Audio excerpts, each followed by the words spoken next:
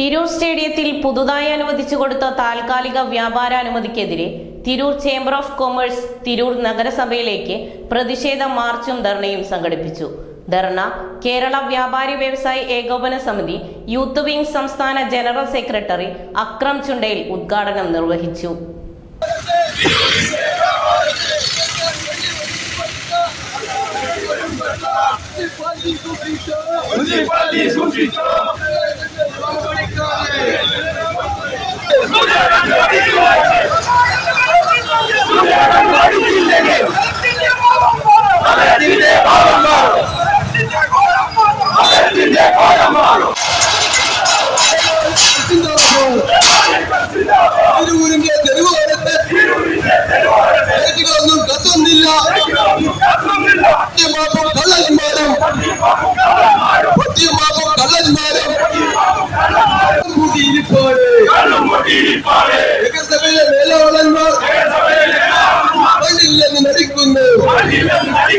രാവിലെ 9:30 ചേംബർ പരിസരത്തു നിന്നും ആരംഭിച്ച മാർച്ചിനും ധർണയ്ക്കും chamber of commerce general secretary Samad Pleasant സ്വാഗതം പറഞ്ഞു. Chamber of commerce president PA Bava അധ്യക്ഷനായി. PP Abdurahman, Rasheed, youth wing ഭാരവാഹികൾ തുടങ്ങിയവർ സംസാരിച്ചു. ന്യൂസ് 99 തിരൂർ.